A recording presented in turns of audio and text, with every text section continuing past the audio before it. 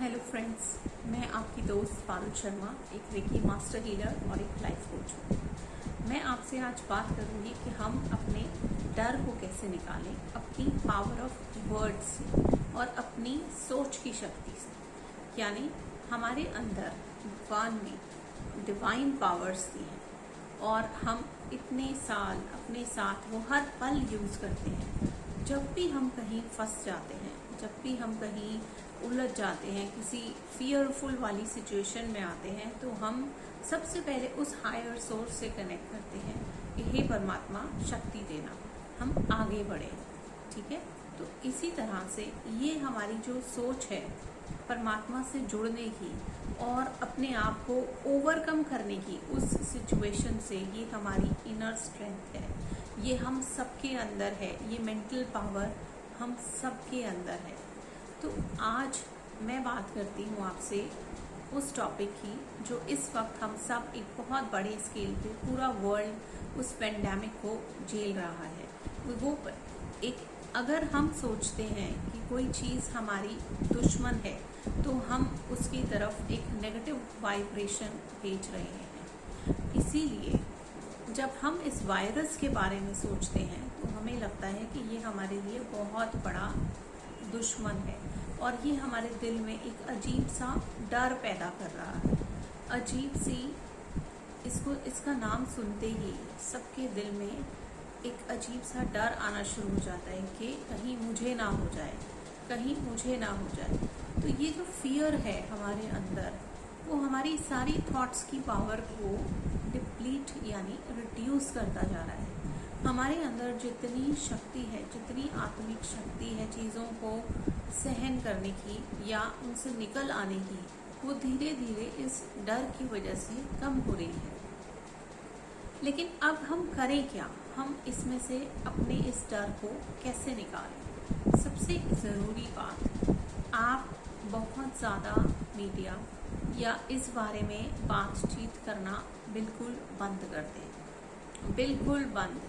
ना आप गॉसिप करेंगे इसके बारे में कि इसके साथ ये हुआ, ना ये हुआ। ना आप किसी और, ना आप बाहर से बहुत ज़्यादा एक्सटर्नल चीज़ों को कैप्चर करेंगे। उससे क्या होता है, हम सबकॉन्शियसली अपनी तरफ प्रॉब्लम्स को अट्रैक्ट करना शुरू कर देते हैं। जब हमारे पास पावर ऑफ वर्ड्स हैं तो आप कहेंगे जब हम बात नहीं करेंगे तो हम वर्ड्स का क्या करेंगे? यस, हम अपने साथ एक सही वर्ड, सही थॉट लगाएंगे और अपने आप को इस वायरस से बचाएंगे। कैसे?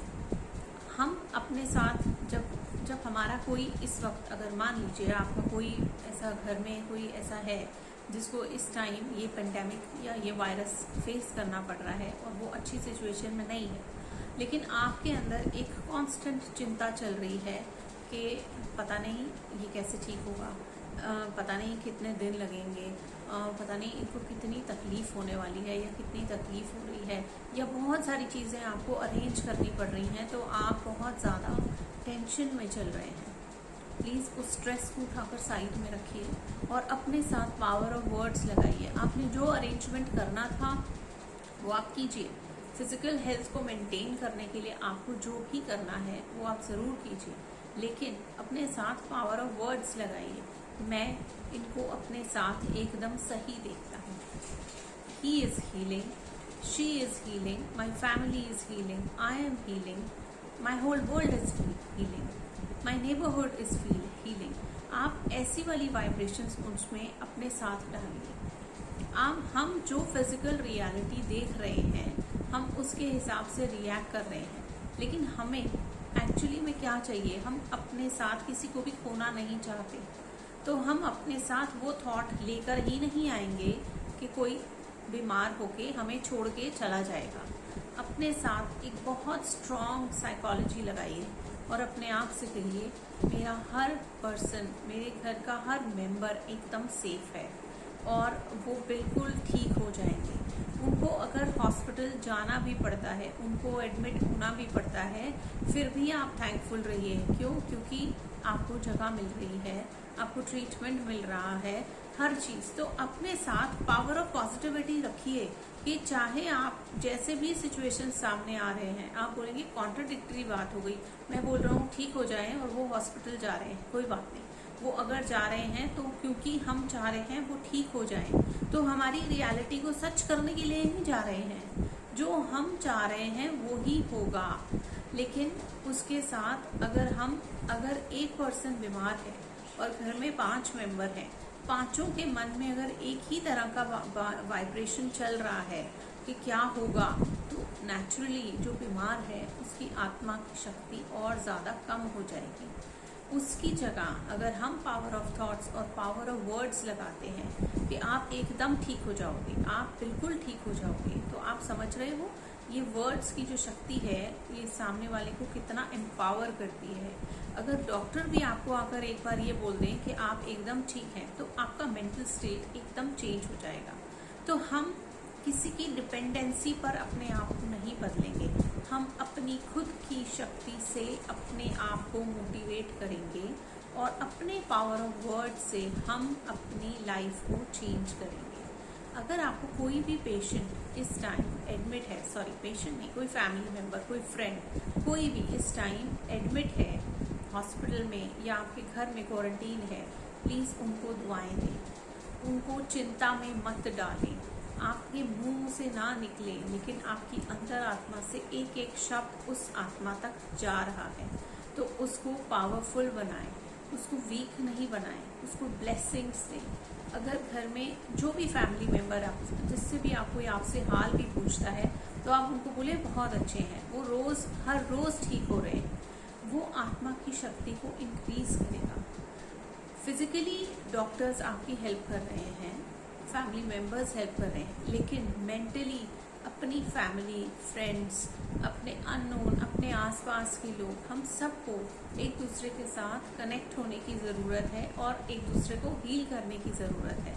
इस टाइम अगर हम एक दूसरे की स्टोरीज पे स्टोरीज सुनते जाएंगे और अपनी एनर्जीज को बिल्कुल नीचे ले आएंगे कि पता नहीं कैसे होगा, कभी इधर सुन रहे हैं कभी उधर सुन रहे हैं, तो हम अपने आप का मेंटल बैलेंस कैसे रखेंगे? अपनी लाइफ को हम पूरी तरह से हील कर सकते हैं। जिस पर्सन को जो बीमार है, अगर आप उनको अपने साथ वापस देखना चाह रहे हैं और ऑब्वियसली देखना चाह रहे हैं, तो आप उनको दुआएं देना शुरू कर दीजिए। वो एकदम ठीक है और मेरे साथ हैं, थैंक यू, शुक्रिया।